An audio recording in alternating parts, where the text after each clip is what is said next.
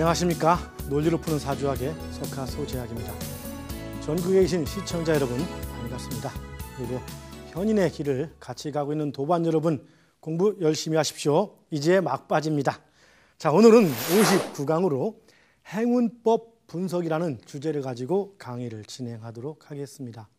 행운법 분석, 이거 뭡니까? 그래서 이제까지 우리가 사주를 분석하는 방법들을 배웠죠. 근데 이 사주를 또 해석해야겠죠. 물론 해석은 이 해석 자체에도 상당히 많은 부분들이 이제 필요합니다. 그리고 상당히 많은 시간도 요하고요. 그러나 일단 기본적으로 해석하는 어떤 틀, 그리고 절대적인 원칙들에 대해서 오늘 공부를 해보도록 하겠습니다. 동양학의 뿌리를 두고 발전해온 사주학. 사주학의 근간을 이루고 있는 음양오행설을 새로운 관점으로 분석하며 사주학을 보다 명확한 논리체계로 재조명한 석하. 동양의 과학, 사주 명리학. 이제 그 근본 원리를 석하와 함께 명확한 이론체계를 통해 밝혀보자. 자, 행운법, 드디어 이제 행운법입니다. 이번 시간, 이제 다음 시간 하면서 마무리가 되는데요. 실제 이번 시간 행운법으로서 기존 이제 사주학의 한 큰 장정이 거의 마무리가 돼 갑니다. 행운법은 뭡니까? 해석하는 거죠. 그야말로 인식하는 것. 물론 행운법에도 해석하는 것도 우리가 실제 해석 자체를 보이는 것과 보는 것, 이 두 가지 다릅니다. 여러분 지금 항상 강조하지만 여러분은 지금 여러분은 좋은 운에 있습니까? 나쁜 운에 있습니까? 좋은 운, 나쁜 운 뭡니까? 여러분이 운을 해석하면서 찾고자 하는 게 뭡니까? 주택 복권 당첨이요? 아니면 요즘 주택 복권이 뭡니까? 무슨 복권? 아니면 특별한 일들? 여러분 평생에 그럼 좋은 게 얼마나 있었습니까?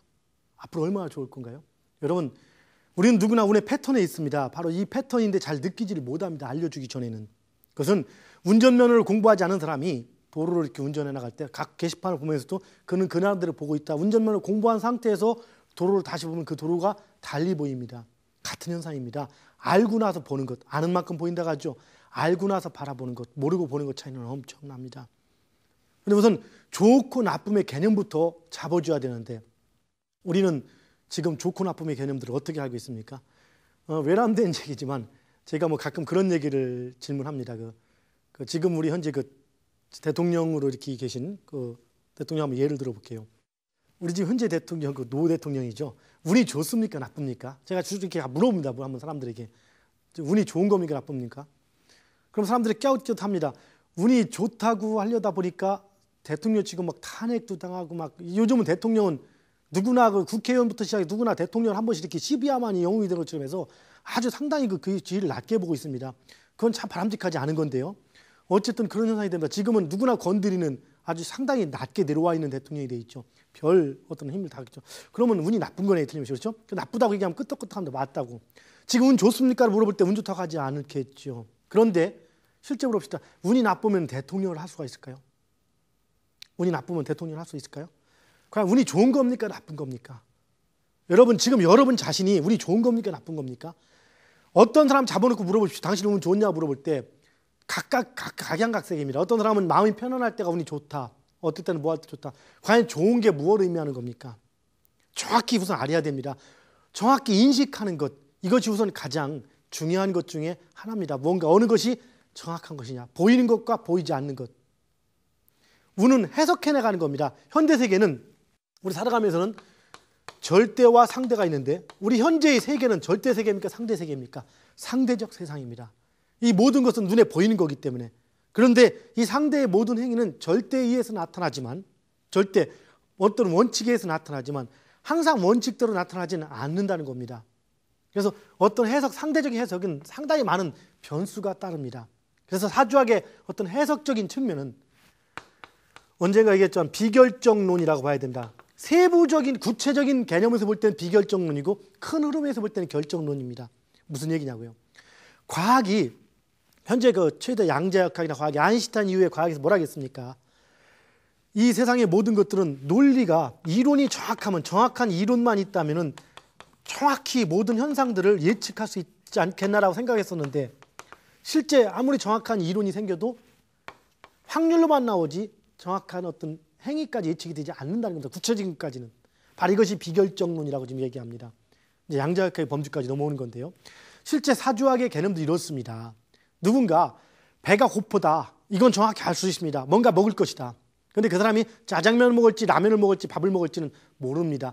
우리가 그걸 해석하기 위해서는 그 사람은 정말로 면을 좋아해. 웬만하면 라면 끓여 먹고 말어. 이걸 안다라면 우리는 저 사람은 배고프니까 라면 먹겠지 미시 이걸 짐작할 수 있습니다. 그런데 그 사람이 어떤 변수에 의해서 집에 라면이 떨어졌던지 아니면 또 다른 데서 갑자기 라면 먹기 싫었던지 해서 이때는 짜장면을 먹을 수도 있고 짬뽕을 먹을 수도 있고 이러므로 인해서 이 예측은 빗나갈 수도 있는 겁니다. 그래서 어떤 행위 자체를 찾으려고 한다면 나타나는 건 행위로 나타나지만 가장 중요한 건 변하지 않는 건 뭡니까? 배가 고프다는 사실과 그리고 그로 인해서 뭐를 먹는다는 사실 이것만이 가장 변하지 않는 겁니다.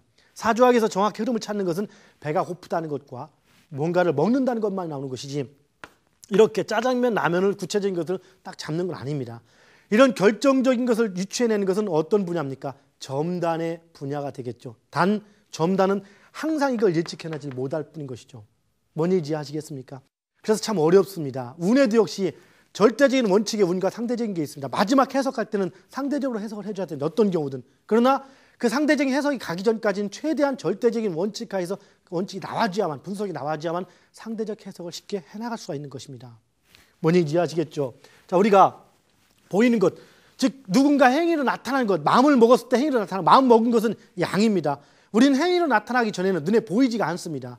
우리가 이렇게 이 강의도 준비하고 열심히 녹화하고 이렇게 해놨다 치더라도 이것이 방영이 되기 전에는 눈에 보이기 전에는 남들이 알지 못하는 겁니다. 양과 보이는 것과 보이지 않는 것. 그래서 우리는 한번 몇 가지 한번 생각할 필요가 있습니다. 인식이라 하죠. 인식. 운의 해석은 인식론이라고 인식하는 겁니다. 세상을 인식. 그래서 얼마큼 정확히 올바로 인식할 수 있느냐. 이 올바로 인식할 수 있기 위해서는 우선 내 자신이 색안경을 벗어 던져야 되거든요. 사람 누구나 갑을병정 무기경신임기 10단계 각각 다른 시야에서 바라보기 때문에 객관적 기준의 틀을 알고 있어야 됩니다. 객관적 기준의 틀을 알려면 나 자신을 먼저 알아야 되고요. 그래서 강조하는 것 중에 하나인데 일단은 이것은 한번 인식의 단계를 한번 잠깐 체크를 해봅시다. 인식론. 인식론이라 표현하기는 뭔데 그냥 5단계 인식. 1단계 우리가 인식할 수 있는 1단계 뭡니까? 영 아무것도 없는 것 무죠. 무. 안 보이는 것. 그냥 안 보이는 현상 아무것도. 보이지 않는 현상. 2단계. 잘 보세요. 구분이 돼줘야 됩니다. 2단계는 뭡니까? 이제 막 뭔가가 눈에 막 들어오는 것. 우리가 눈을 감으면 아무것도 안 보이죠. 눈을 뜨면 시야가 들어옵니다. 모든 것들이 시야에 들어옵니다.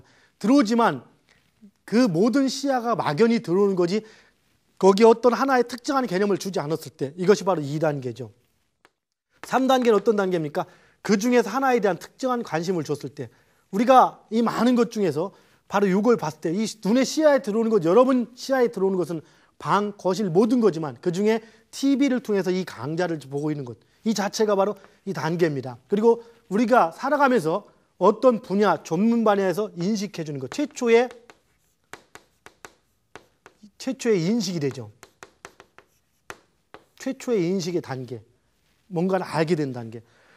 그 다음 4단계 지금 뭡니까? 4단계는 이제 뭔가 이 인식됐던 것이 여기에서 또 다른 부분이 보이는 단계.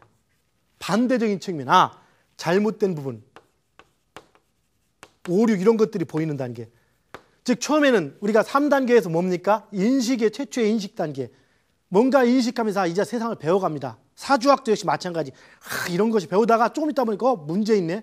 뭐 어떻게 뭐 나무가 흙을 극해야? 이거 말이 좀 안 되잖아. 왜 이렇게 말이 바뀌어버려? 이상하네. 이렇게 느끼는 단계, 모순을 찾는 단계. 이 현실, 이 우리가 알고 있는 세상이 올바른 세상, 우리가 초등학교 바른 생활 시간에 배워왔던 세상인지 알고 있다가 현실은 그렇지 않네. 현실은 진실이 아니네. 거짓이네. 이렇게 아는 시기. 바로 이 시기가 되면 불평이 생기고 불만이 생깁니다. 불평, 불만. 그러다 보니까 막 뭐 합니까? 데모 막 하기 시작이지. 바로 이제 음양의 시각이 나타나기 시작하는 겁니다. 치우친 하나의 사고. 그러다가 좀 더 성숙된 마지막 단계가 되면 어떻습니까? 이 잘못된 것과 이 원래 있던 것 그리고 잘못된 것 음과 양이든 음이든 하나가 있다가 이것이 반대 현상이 나타납니다. 그리고 나서 다음에 다시 어떻습니까? 이걸 합해서 이 중화된 시각 음양을 같이 보는 시각 이걸 서양의 예학자 개념으로 친다면 누굽니까? 변증법의 해결이죠. 그 칸트 철학의 많은 사상들을 물려받았다고 이렇게 스스로 얘기하는 그 변증법 해결이 뭐라 하겠습니까? 이 세상의 모든 것들은 정반합으로 움직입니다. 정반합. 그 다음에 반. 무슨 얘기입니까? 하나의 이론 체계가 나올 때 옳다, 뭐든지 최체 그렇다라고 나오다가 조금 세월이 흐르면은 이거에 대한 문제점이 발생하면서 이거에 대한 반대가 나옵니다. 그리고 다음에 절충이 돼서 다시 이것이 합의되고 이 자체가 또 정으로서 새로운 작용을 해주고 그다음에 여기 다시 또 반이 되고 또 합의되는 것. 이것이 그 해결이 얘기했던 변증법의 의미죠. 우리 결국에는 이것을 뭘 의미하는 겁니까? 우리 인식이 변화되는 단계입니다. 보통 사람들은 이 세상을 무의식적으로 바라보다가 철이 들면서 자기가 생각하는 자기 분야에 대해서만 알게 됩니다.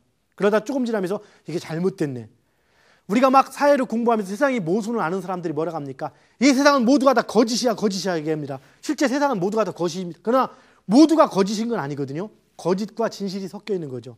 바로 모두가 거짓이라고 얘기하는 어떤 한 가지 시각을 바라볼 때 처음에는 맹목적으로 한 가지 시각으로 바라보죠. 이게 음의 시각, 그건 양의 시각, 그리고 이건 또 반대되는 음양의 시각, 이게 상반되는 음양의 시각, 공동 외부의 시각이 되는 거죠. 바로 노사 간의 분쟁이나 모든 것들은 여기에서 이루어지는 겁니다. 서로 무조건 자기의 시각에서만 보기 때문에 영원히 답이 나오지 않습니다. 그러나 현실에서 앞서가고 사람들 최소한 끌고 가려는 사람들은 바로 이런 시각들이 중요한 시각을 가지고 있어야 됩니다. 우리 사주를 해석할 때도 바로 이런 시각에서 해석할 때 해석이 안 됩니다. 생각하기에 따라 다르지 절대 해석이 제대로 되지 않습니다. 어떤 유명한 역학자가 제대로 맞췄다. 이것은 운에 의해서 흐름들이 나타나는 경우 하나씩 나타나지만 항상 정확히 나오지 않는 이유가 바로 이 사고, 바라보는 시각 차이가 잘못되어 있기 때문에 그렇습니다. 바로 양의 시각도 아니고 음의 시각도 아니고 노의 시각도 아니고 사의 시각도 아니고 여당 야당도 아닌 우리나라 전체의 시각, 더 큰 흐름의 시각, 전체를 나무도 아니고 숲도 아닌 나무와 숲을 동시에 바라보는 시각, 바로 그게 중화된 시각이 되는 거죠. 즉 처음에 세상을 바라보다가 처음에 세상을 눈 뜨는 사람은 세상이 모순이라고 막 세상을 등지려고 합니다. 바로 어리석은 사람 중에 하나죠. 하나의 학문을 하다가 조금 이 학문에 잘못된 걸 본 사람들은 막 기존 학문을 욕합니다. 저 역시 이 학문을 깨달아오는 과정 속에서 그렇게 해왔습니다. 불과 2, 3년 전에 막 욕을 했었습니다. 이 소년들을 이렇게밖에 못했다라고. 그런데 조금 더 이걸 이해하고 나니까 지금은 욕할 처지가 아니라는 것들을 느끼게 된다. 그것조차도 하나의 흐름이기 때문에. 그래서 중화가 돼서 음과 양이 있다는 것, 그리고 우리는 좀 더 음과 양이 있는데 이 음양은 결코 현실에서 동등하게 적용하지 않는다는 것. 반드시 음에 약간 치우친 상태에서 음양을 같이 통합시키려고 하든 양에 약간 치우친 상태에 있게 되든 그것이 현실 세계라는 것입니다.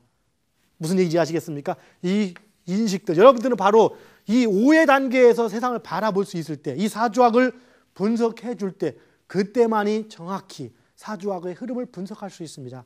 그러기 전에는 전혀 분석이 되지 않습니다. 여러분이 원하는 대로 해석이 되게 되어 있습니다. 원하는 대로 해석, 중요한 문제입니다.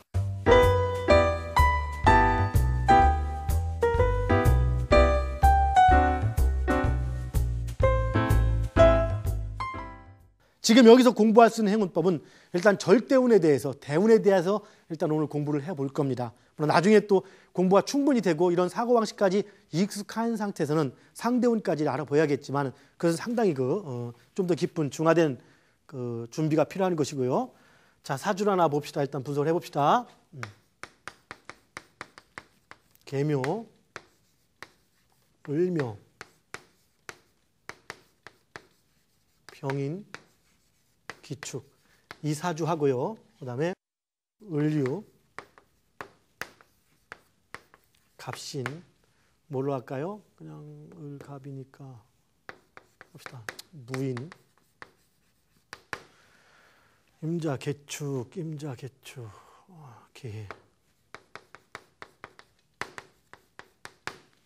자, 이렇게 한번 두 개의 사주를 한번 분석해 보면서 행운법에 대해 들어가도록 합시다. 여기서 행운법은 대운을 얘기하는데 대운은 어디서부터 출발합니까? 대운은 월지부터 출발한다겠죠. 자, 대운을 해석할 때 우리 한번 봅시다. 우리가 을유년 혹은 병술년, 뭐 정해년 이런 해석할 때, 자, 을 5년, 여기 1년 12개월이니까 6개월, 유 6개월. 우리가 을유시 해석할 때 을은 1시간, 유 1시간 이렇게 해석합니까? 이거 아닌 겁니다. 을류는 합해서 하나의 해를 의미하는 것인 거고, 을류는 합해서 하나의 시를 의미하고, 병술 역시 위아래 간여지동을 합해서 그 자체가 하나를 의미하는 것이지 앞에 따로 뒤따로 이렇게 얘기할 수는 없는 겁니다.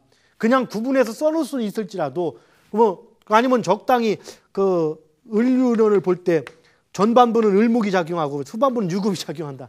이렇게 운을 해석하는 사람들이 상당히 많이 있습니다.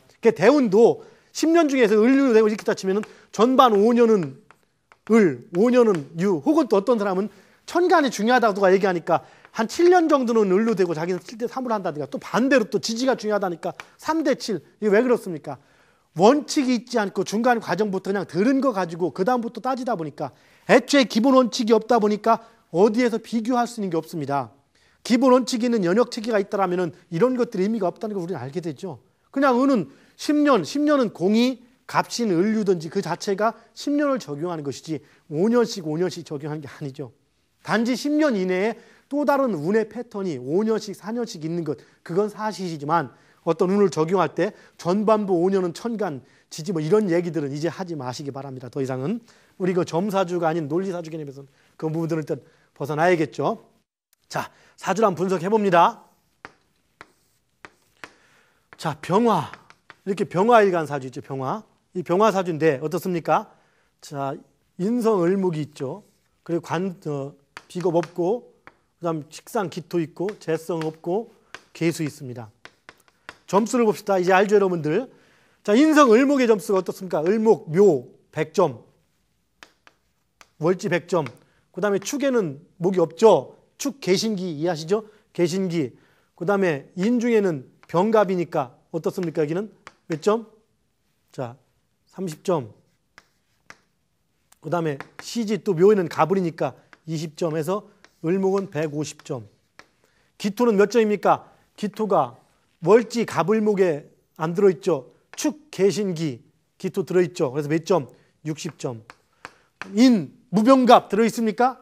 인신사에는 무기토는 활성화될 수 없다 있죠. 뭐 어떤 경우는 또 사화가 화를 생하니까 사에는 뿌리가 내린다, 이런 것들조차도 중간부터 생각해서 그럴싸하게 이렇게 자기 머리로 생각하는 부분들이지만 의미가 없습니다. 자, 그 다음에 60점. 인중이나 묘중에 없기 때문에 60점 끝입니다. 이게 기토는. 그 다음에 개수는 몇 점입니까? 개수도 축 중에 개신기 들어있기 때문에 몇 점? 60점. 인, 묘, 지, 묘무에는 각각 들어있지 않습니다. 그래서 기토와 개수 합하면 몇 점? 120점. 그런데 기토와 개수는 크게 볼 때 다 한 편이기 때문에, 즉 식재관의 세력이기 때문에 마이너스 60점 겹쳤죠, 둘이. 그래서 겹쳐 있기 때문에 겹치져서 빼줍니다. 그럼 몇 점입니까? 60점 대신 플러스 알파. 이것이 식재관의 세력이고, 이쪽은 뭡니까? 150점이 무슨 세력입니까? 바로 그 인성의 세력이죠. 그럼 이 사주는 뭡니까? 격이 을목, 인성, 그렇죠? 인성이 격이 되고, 그럼 신강사주가 되죠. 그럼 용신은 뭡니까? 강한 게 용신이라는데, 자, 이럴 때가 참 식상과 관성이 동시에 강합니다. 그럼 어느 게 용신입니까?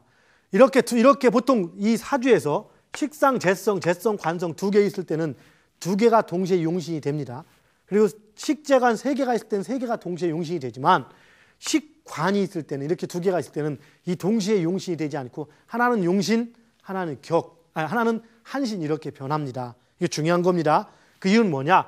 기토, 식상이 용신으로 이 사주에 정해졌다면 이 대운에서 용신을 만날 때 이것은 대단히 잘 나간 현상이 되고, 그 다음 개수가 용신으로 정해졌다면 수가 관성이 올 때 잘 나간 사주가 됩니다. 즉 식상용신일 때는 사주가 어떤 그 학문적인 어떤 사주가 되는 거고, 관성용신일 때는 그 전형적인 그 관료의 명조가 되는 거기 때문에 이 개념은 또 천질차입니다.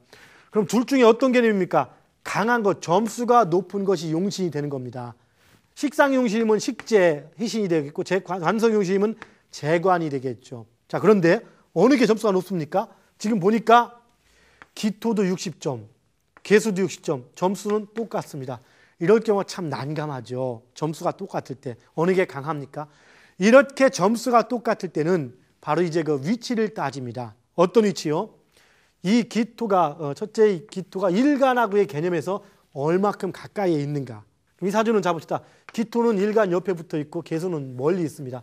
어느 것이 똑같은 힘일 때 일간에 큰 영향을 미치겠습니까? 예, 이럴 때 기토가 영향을 크게 미칩니다. 그래서 기토가 더 강하고 개수는 약하게 나타납니다. 그래서 용신은 축토기 때문에 기토가 강한 것이 아니고 일간하고 가깝기 때문에 기토가 용이 되는 겁니다. 그래서 기토가 용. 그럼 이 사주 분석해 봅시다. 이렇게 놓고 치면은 일간 뭡니까? 양간, 병화, 그 다음에 격, 그게 뭡니까? 인, 을목. 그 다음에 음의 식상, 기토. 시신, 식, 재, 토, 금. 그 다음에 한신은 수가 되겠죠. 그 다음에 기신. 기신은 인성, 인, 비, 목, 화. 근데 여기서 한 가지 있습니다. 이 한신인, 이제 한성은 수인데 이 관성을 굳이 나눈다면 큰 의미에서는 이 한신은 뭡니까? 식재간에 속하기 때문에 희신에 해당이 됩니다. 큰 의미에서는. 한신이지만 희신에 해당되지만 이 임계수 역시 마찬가지 임계수를 또다시 나눌 수가 있습니다. 이 대운에서 나눠집니다. 임수와 계수. 자, 임수와 계수 이걸 볼 때, 자, 쭉 볼 때 어느 것이 자, 희신이고 기신일까요? 자, 봅시다. 여기서 임수와 계수로 놓고 볼 때 지금 이 사주는 이 흐름의 패턴에서 놓고 볼 때 일간이 화고요. 여기가 목, 화, 토, 금, 수가 됩니다. 이 수가 임수와 계수가 있습니다. 그래서 이 쭉 나누면 계수는 인성 쪽에 가깝고 임수는 재성 쪽에 가깝습니다. 그래서 실제 계수가 기신성 한신이 되고 임수는 희신성 한신이 됩니다. 그것은 또 이 자체가 사주에 어떤 게 계수가 있는가 임수가 있는가에 따라 이 사주의 차원이 또 달라지고 운의 해석 방법이 또 달라지게 됩니다. 이것은 이렇게도 해석이 되지만 또 한 가지 볼 때 이 사주 나중에 운에서 이 계수를 만날 때와 임수를 만날 때의 차이가 있습니다. 이 사주의 원구에 있을 때도 마찬가지인 거고요. 이 사주는 일단 볼 때 행운에서 볼 때 그 용신이 갑, 을, 그 다음에 희신이 병, 정 이 네 개가 가장 좋은 게 됩니다. 그리고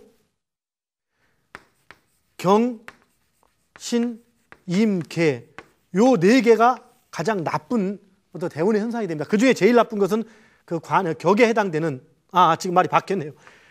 갑을병정이 기신이니까 안 좋은데 이 중에서 제일 안 좋은 것은 갑을이 제일 안 좋고 그 다음에 이 경신임계가 경신임계가 아니고 토니까 무기 경신이 희신에 해당되죠. 그리고 그 임계는 한신에 해당되고요. 여기서 무기 경신이 희신인데 이 중에서 무기는 용신이기 때문에 무기가 올 때 가장 좋은 거고 천간으로 칠 때 경신이 다음에 좋은 거라고 칩니다. 그런데 이 사주에 지금 계수가 떠 있다는 것은 어떤 걸 의미하느냐?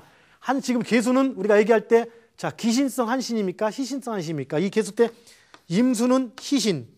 그냥 잘 모르면 그 두 개를 나눌 때 희신 쪽에 가까이 있는 건 희신, 기신 쪽에 가까이 있는 건 기신 이렇게 따져주면 됩니다. 이럴 때 기신. 이 계수가 떠 있는 것과 사주에 임수가 떠 있는 것에서 오히려 임수가 떠 있는 거 유리하고 계수가 떠 있는 게 불리하다고 말하는 겁니다. 그 얘기는 나중에 봅시다. 이 계수가 떠 있으면은 우리가 용신에 해당되는 무토가 올 때 이 무토가 이 계수 때문에 합거돼서 제 역량 발휘를 하지 못합니다. 그럼 반면에 이 사주에 임수가 떠 있다라면은 임수가 떠 있음으로 인해서 이 무기 경신에 영향을 미치는 것이 아니라 갑을병정인 이 기신이 올 때 기신의 영향을 감소시키는 역할을 합니다. 그래서 이 사주에 원국에 계수가 있는 것과 임수가 있는 것 이거 차이가 또 큰 것인 거고 행운에서도 그것은 각각 어떤 차이를 나타내기도 합니다. 일단 좀 이따 다시 한번 깊게 다룰 거니까 이 정도 넘어가고요. 그래서 따진다면 이렇게 희신, 기신, 한신을 또 구분할 수도 있겠죠. 그 다음에 이것도 한번 같이 한번 구분해 봅시다. 지금 이 사주는 무토일간에 어떻습니까? 인성도 비겁도 없죠. 오직 여기 보면은 그 관성만 갑을목 있고 재성 계수 있습니다. 그러면은 인비가 없고 우선 인비가 없다는 것은 신약의 종이 되느냐 안 되느냐 이걸 따질 필요가 있는 겁니다. 일단은 자 봅시다. 일간은 무토 양간입니다. 양간은 쉽게 종을 합니까? 종을 하지 않습니까? 양간이 신약의 종을 하기 위해서는 일지, 즉 양간은 일지에 60점만 타고 있어도 종을 하지 않기 때문에 일지까지 자기 뿌리가 없어야 됩니다. 즉 비견겁제가 없어도 자기 자신만 일지에 60점 이상만 30점 이상만 득하고 있어도 종을 하지 않는다라겠습니다. 자 일단 봅시다. 그 둘째 문제인데 갑을목이 우선 뿌리가 있는가를 봐야죠. 여기 밑에 인신 충이 있습니다. 맞습니까? 그런데 인의 육합이 있기 때문에 해 인신은 각각 자기 역량을 그대로 발휘하고 있습니다. 그 다음 자 갑을목을 볼 때 갑을목은 해 중에 60점, 인 중에 30점에서 각각 몇 점입니까? 90점 플러스 알파의 점수를 가지고 있죠. 그리고 계수는 어떻습니까? 계수는 신중에 100점, 해중에 60점에서 160점을 가지고 있습니다. 그럼 이 사주는 일단 어느 게 강합니까? 이제 계수가 더 강하고 그 다음 간목이 두 번째 강한 거죠. 그럼 종을 할 것인가를 볼 때, 자, 종의 첫 번째 조건, 신약의 종격이 뭡니까? 양간, 음간이든 양간이든 활성화된 인성이 있으면 절대 종을 하지 않는데 인성이 없죠. 아무것도 없죠. 비견겁제가 있어서 일지까지 60점이면 종하지 않는데 비견겁제도 없습니다. 그럼 일간 자신이죠. 일간 자신이 아까 얘기했듯이 월지를 득했으면 종하지 않습니다. 시지를 득했어도 종하지 않습니다.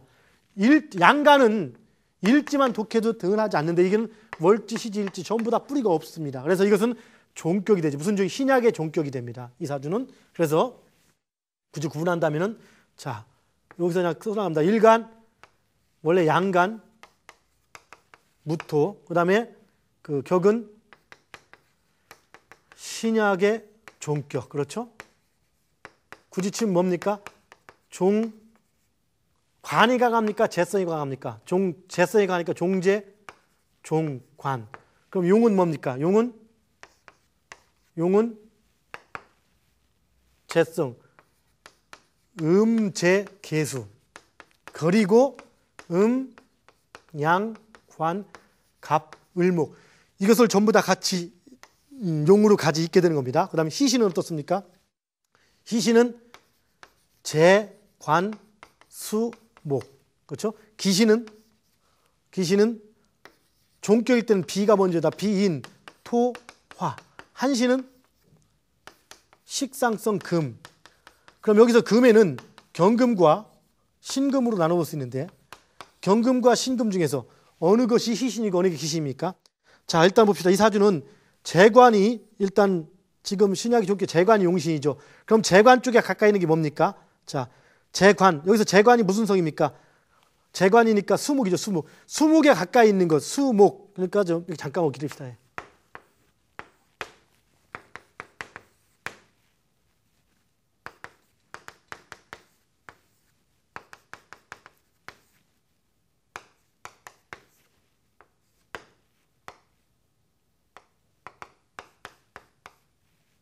이렇게 되죠. 예.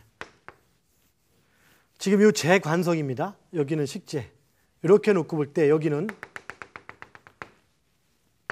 경금, 신금 이렇게 돼 있죠. 그러면 바로 이 한신은 항상 어디에서 나오냐면은 식상이나 관성에서만 한신이 나올 수 있게 돼 있습니다. 그래서 식관을 이렇게 반씩 쪼개놓고 따져보면 된다. 이렇게 현재는 식상이 한신이기 때문에 이렇게 쪼개놓고 자, 이쪽이 현재는 뭡니까? 재관이 용신이죠. 그럼 재관 쪽에 가까운 것. 원칙은 합의 논리를 따지고 해야 되지만 일단 편의상 이렇게 습지를 해 두십시오. 재관쪽에 가까운 것. 신금은 희신성 한신이 되고 경금은 기신성 한신이 됩니다. 그래서 여기 경금은 기신, 신금은 희신 이렇게 구분을 해 줄 수 있습니다. 한신조차도. 뭔 얘기인지 아시겠죠?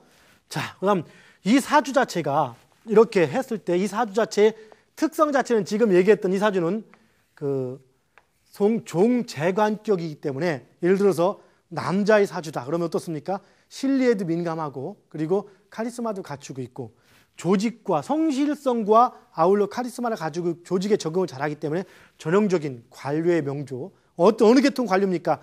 용신이 관부던 재성이기 때문에 경제 관료, 은행 같은 곳 아니면 대기업 은행 아니면 대기업에서 경제 관련 이런 종 공무원 이렇게 볼 수도 있겠죠. 이렇게 구분해 볼 수가 있는 것입니다. 자, 이런 것들인데 이것들에 이렇게 될 수 있는 특성을 가지고 있지만 운에서 협조를 하지 않는다면 이런 특성만 있는 것인 거고 전혀 관계가 없는 겁니다. 물론 사주에서 원국의 격과 용이 뚜렷이 강하면 강할수록 그 사주는 그런 특성들을 가지고 움직이지만 실제 그렇게 그 사주에서 원국의 웬만큼 강한 가지고는 대운에 따라서 방향과 향배가 바뀝니다. 그래서 어떤 사람을 가지고 얘기할 때는 그 사람의 대운을 가지고 구분을 해주고 얘기를 해줘야 되는 겁니다.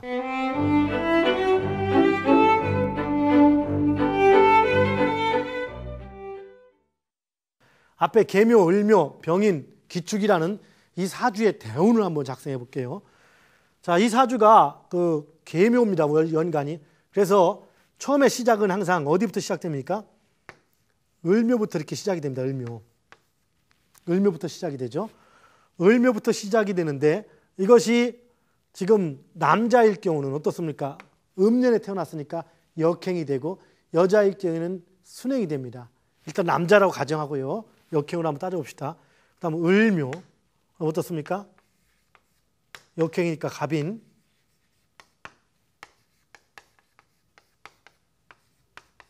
개축, 을묘, 갑인, 개축, 임자, 신해, 경술 이렇게 흘러간다고 볼 수 있겠죠. 여기서 이제 대운이 오대운으로 치면은 여기 여러분들 초대운이 들어오기 전까지 어떤 대운이 시작되기 전까지는 항상 그 연지, 월주 자체가 초대운에 해당됩니다. 그래서 태어나자마자 0입니다. 처음 대운이 4대운이든 5대운이든 보통 일반적으로 표시할 때는 여기까지만 표시하지만 이전에도 대운이 그 초대운이기 때문에 이 초대운 개념을 적어주십시오. 그래야 정확히 확인할 수 있습니다. 그래서 이 초대운이 길수록 초대운이 길다는 것은 이 대운 수가 숫자가 높을수록 이 사주체의 특성이 더 이렇게 강하게 나타납니다. 자, 일단 5대운으로 치면 여기 0, 0, 5, 15, 25, 35, 45 쭉 나타날 수 있겠죠. 그럼 일단 큰 흐름으로 나볼 때 이 사주가 뭡니까? 용신이 토, 금, 용신 아까 공부했었죠. 그러니까 한신은 수 이렇게 얘기했던 것인 거고요. 그 다음에 기신은 목, 화라고 얘기했습니다. 그럼 이 사주는 자, 이 큰 흐름으로 볼 때는 전반부 이 월지부터 시작해서 처음에 초대운부터 갑인대운까지가 이렇게 기신군으로 흘러왔습니다. 목화. 그 중에서도 목으로 흘렀다는 자체는 최대 기신이라는 얘기가 나타난 거죠. 실제 이 사주에서 이 세상의 모든 근본은 갑목, 목으로부터, 갑을목으로부터 기준을 잡기 때문에 목이 문제가 생길 때 상당히 많은 어떤 그 심각성이 나타나는데요. 실제 사주가 이렇게 구성이 되어 있고 목이 격이다. 그런데 목으로 흐르면 이런 경우 대부분 신경질환을 앓게 됩니다. 신경질환, 정신질환. 그래서 화의 경우는 특히 그 정신적인 어떤 그 건망증, 꿈, 악몽 이런 쪽으로 많이 나타나지만 목의 경우는 신경이 예민해서 정신분열증이라든가 내지는 그 막 아주 심각하게 그 엉뚱해져서 잘 적응하지 못하는 현상, 뭐 자폐적 증상, 어릴 때 이러면 자폐적 증상이라든가 이런 현상으로 나타나고 아주 이렇게 쉽게 말해서 지나치면은 그 정신 뭐 병원까지도 왔다 갔다 할 소지로 나타나는 경우가 많습니다. 그래서 우리가 통상 표현할 때 신경이 예민하다 이렇게 얘기하는 거가 이런 경우를 의미하죠. 사주에서. 자, 뭐 이건 항상 이건 그렇습니다. 종격이 아닌 한 격일 경우, 목이 격일 경우는 특히 이렇게 월지부터 강할 때는 이건 100%입니다. 이런 현상 나타나는 것이. 그 다음에 자, 볼 때 이 사주가 토, 금, 나열한다면 토가 제일 좋고요.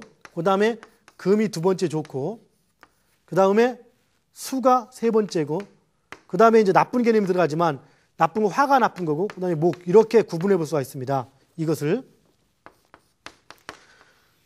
이것도 나중에 우리가 조금 더 이제 좀 깊게 나간다면 수치를 표현할 수가 있어요. 이것은 왜냐? 이 자체는 좋다는 개념을 그냥 좋다 이게 뭐하면은 이 용신인 개념이 있고 여기서 현재 토가 활성화되어 있고 금은 활성화되어 있지 않기 때문에 이 개념이 다릅니다. 그래서 이거를 만약에 수치로 이렇게 표현한다면은 A, B, C, D로 표현한다면 A, B, C 그 다음에 여기서 한신인데 한신은 기신이 있고 기신이기 때문에 C, D, E, F 이렇게 해서 저희들이 보통 우리 문화에서는 절대운을 분석할 때 이렇게 수치로 이렇게 많이 따지기도 합니다. 그래서 A는 최대 용신, B는 희신, 그리고 F는 최대 기신, E는 기신. 여기서는 뭡니까? F와 E의 차이는 기신인데도 불구하고 뿌리를 활성화되어 있지 못한 경우, 여기도 활성화되어 있지 못한 경우는 B에 단계들어오고 활성화되어 있을 때는 A 이렇게 표현을 해주기도 합니다. 그리고 한신이 돼도 이 한신 중에서 희신성은 C, 기신성은 D 이렇게 표현해서 그걸 구분을 해줍니다. 이것이 절대적 기준이 있고요. 그 다음에 이 절대적 기준이 또한 그 상황에 따라 그 적응에 따라 조금씩 달라집니다. 일단 요거를 한번 분석을 해본다면 일단 봅시다. 여기서 크게 볼 때 이 사주는 참 좋은 것이 지금 현재 대운이 간여지동, 천간과 지지가 전부 다 이렇게 목으로 딱 왔습니다. 아예 이것은 뭐 계산할 것도 없이 모근이기 때문에 상당히 안 좋은 여건 속에서 나타나고요. 특히 학문적인 개념에서 인성이 격인데 인성대운이 오기 때문에 학력이 극히 낮은 개념으로 나타나게 되죠. 공부하고 머리, 두뇌 플레이는 잘 되지만 학력은 낮은 경우 있지 않습니까? 바로 이런 경우로 전형적으로 나타나게 됩니다. 그리고 집에서 이렇게 좀 약간 어려운 여건 속에서 이렇게 젊은 시기를 보낸다든가 그리고 뒤에 운이 좋아지기 때문에 전형적인 자수성가형 이렇게 표현하기도 하죠. 그 다음에 개축입니다. 이 개축을, 자, 5년은 개수고, 15살부터 20살까지는 개수고, 그 다음에 20살부터 5살까지는 축토니까, 이 토가 용신이니까 이때 더 잘 나가겠다. 이렇게 해석하는 게 아닙니다. 이 시기에 5년이 차이가 나는 것은 또 다른 개념, 상대운의 개념에서 그 운의 패턴에서 나타나는 것이지 이 5년의 개념이 나타나는 건 아닙니다. 이 5년은 공이, 이 개축이라는 이런 개념 속에서 5년이 공이 나타납니다. 뭘로써? 바로 그 전체 흐름으로써.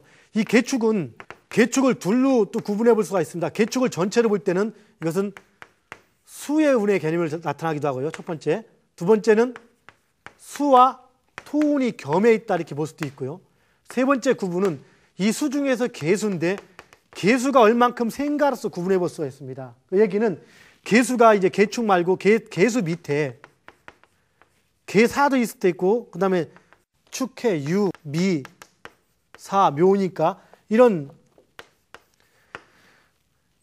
개사도 올 수 있고, 개유도 있고, 개미도 있고, 개묘도 있고, 개축도 있고, 개해도 있고, 이렇게 이 개수는 6개의 개가 올 수 있는데 이 중에서 바로 개해와 개축이 수기가 가장 강하다, 개미와 개사가 가장 약하다, 이런 형태로 또다시 구분해 볼 수는 있습니다. 그렇게 구분해 쓰는 것이, 혹여 이걸 해석할 때 이 토가 수를 극하니까 이 개수는 뭐 힘이 없다, 혹은 뭐 개미 역시 마찬가지, 미토 때문에 개수가 힘이 없게 와가지고 이런 대운을 만나면은, 아니면 이런 대운을 만나면은 이 사주의 토에 해당되는, 수에 해당되는 관성에 문제가 생긴다, 뭐 이렇게 해석하는 방법인데 이건 그렇게 해석할 게 아닙니다. 사주를 해석하는 가장 기본적인 것은 첫째 뭡니까? 일간을 기준으로 해가지고 격과 용을 분석해서 이 격과 용이 체루해서 대운에 대한 어떤 반응을 따지는 것입니다. 그래서 대운이나 세운, 오른 어떤 운의 흐름들은 그것 자체가 어떤 사주에 와서 사주가 변화될 때 그 최종적인 변화 여건, 변화를 가지고 좋고 나쁨을 따져주는 개념인 겁니다. 일단은 첫 번째 볼 때는 오행에 생극제와 좋고 나쁨, 이 개념이 들어가겠죠. 그래서 개축대운은 일단은 수기운, 수와 토가 혼합되어 있다 이렇게 볼 때 상당히 바람직한 대운이 됩니다. 그러니까 이 사주는 갑인대운과 개축대운 사이에 갑자기 어떤 신분이 변화가 된다든가 상황이 싹 바뀌어지는 현상으로 나타납니다. 물론 이 사주가 수가 용신일 경우는 더 확실히 나타나겠죠. 예를 들어 수가 용신일 경우는 최대기신 목에서 최대기신 수로 간다. 그러면 갑자기 이런 경우는 어떻게 됩니까? 갑자기 지옥에서 천당처럼 어느 날 갑자기 백마를 타는 왕자를 만나서 급상승한다든가 여명일 경우, 남자 같은 경우도 바보온달이 평강공주를 만나서 갑자기 장군이 되는 것처럼 급격한 변화를 나타나기도 합니다. 그러나 이 경우는 수는 한신이지 용신은 아닙니다. 그래서 어떤 계획적인 점차적인 변화를 의미하죠. 그래서 점차적인 변화로서 이때 고군분투하면서 사회에서 활동을 해서 나름대로 어떤 재미를, 성공을 거두기도 합니다. 왜? 세상 살아가면서 귀신을 만나지만 않는다면 한신운에는 비교적 괜찮은 역량 발휘를 해 나갑니다. 근데 이 사주가 어떻습니까? 개수는 귀신이고 임수가 한신이죠. 그래서 이 시기, 개수의 시기, 개축의 시기보다는 임자의 시기에 조금 더 사회적 역량을 나타낼 수 있다. 그래서 일단 이렇게 해석해 나갈 수는 있습니다. 다음에 신해로 딱 들어오면서 신해대운에서는 이 신해대운 중에 이 신금이 일단 그 희신성으로 딱 들어가지 않습니까? 그래서 이때부터 바로 재성으로 발복해주고 발현해준다 이렇게 표현할 수도 있겠죠. 그리고 경술대운 들어가면서 이때부터는 운이 상당히 좋다. 이것이 이제 기본적으로 그 운을 해석하는 그런 단계가 됩니다. 자, 여기서 하나 봅시다. 지금 우리 목화토금수를 A, B, C, D로 이렇게 나눠봤었죠. 이걸 한번 조금 다른 개념을 봅시다. 우리가 이걸 대운을 이렇게 놓고 구분하지 말고 한번 갑을 병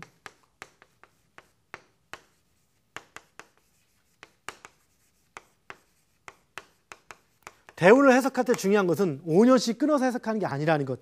먼저 그걸 정확히 보십시오. 실제 대운의 흐름만 가지고도 사주체에 대부분 패턴들은 나오지만서도요. 봅시다.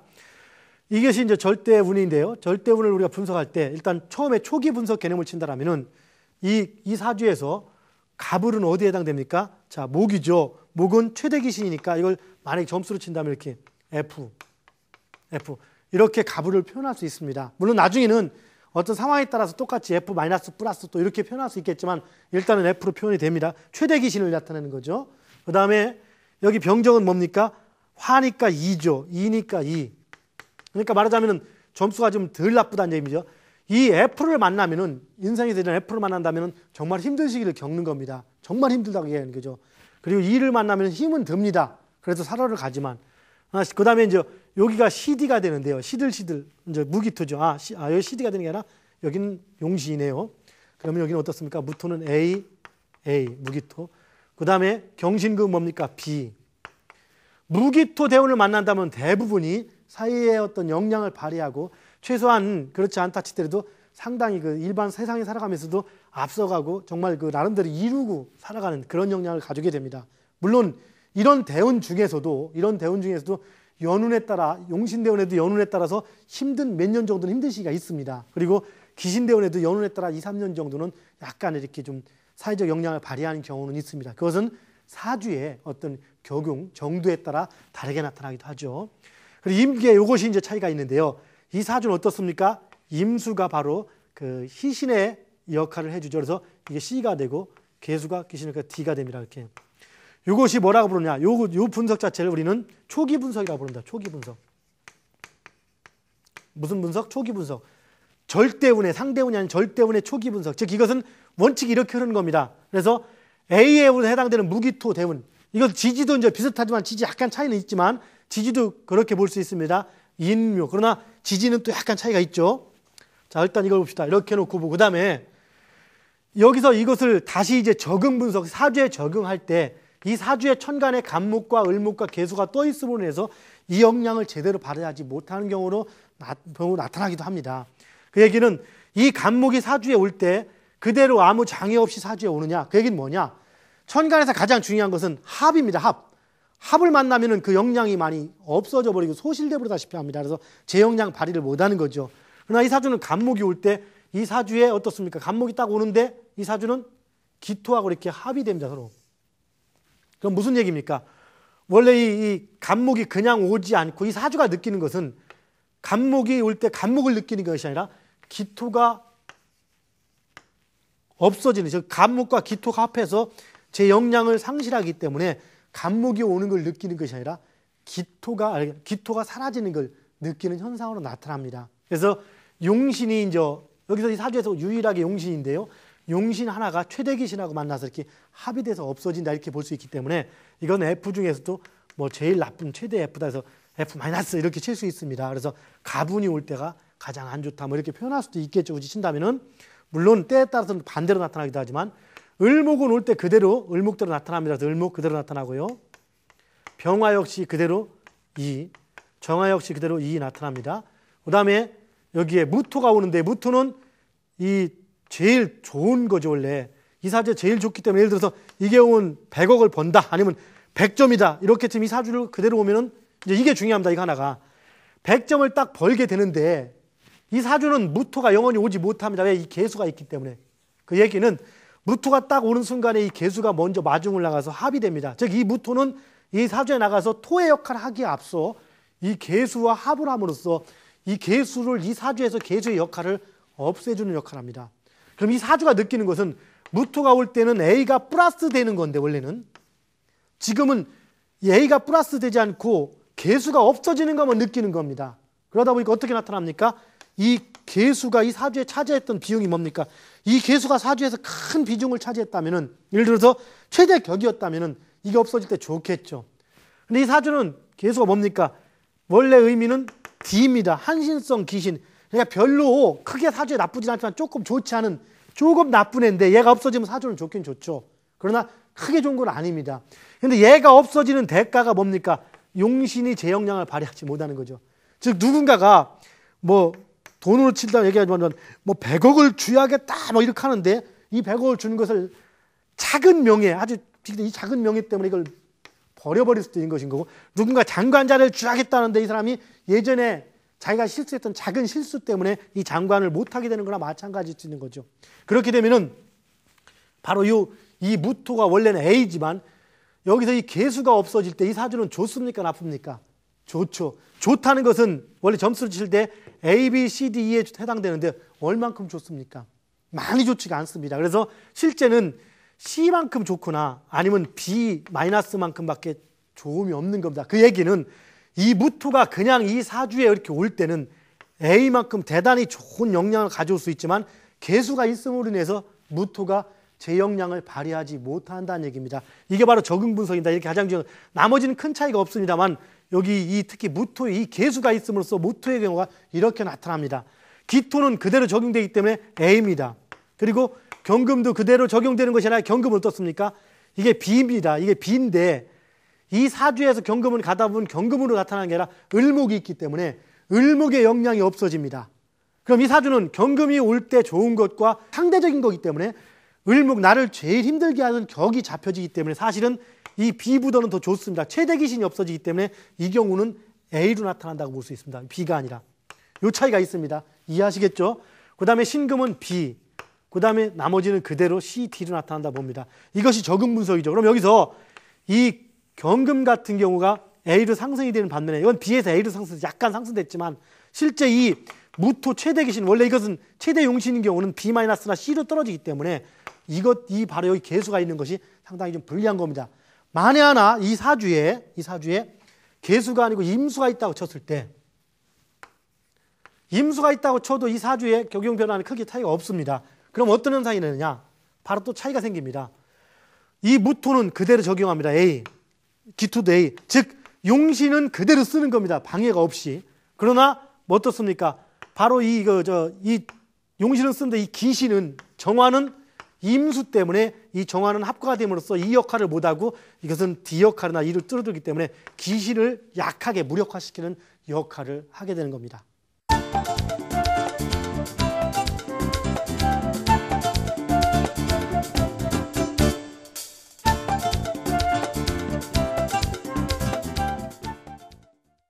예, 공부하라고 고생 많았죠.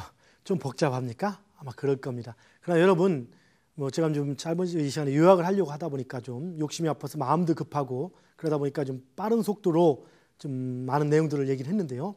뒤에 그 적응 분석에 해당되는 부분은 당장 몰라도 관계없습니다. 가장 기본적으로 일단 용신 A와 B, C, D, E, F 요 정도는 알아두면 나쁘지 않겠죠. 그래서 A에 해당되는 것, 용신에 해당되는 운을 만나면 일단은 좋은 겁니다. 그리고 E나 F, 특히 F를 만나면 많이 힘들게 되는 거죠. 그러나 A 중에도, 즉 좋은 중에도 연운에 따라 몇 년, 1, 2년, 2, 3년은 어려움이 있을 수 있고 또 나쁜 중에도 2, 3년, 1, 2년 좋을 수가 있는 그것은 상대운, 즉 연운에 따라 그런 수가 나타날 수 있는 거기 때문에 그것 또한 명심해 주시고요.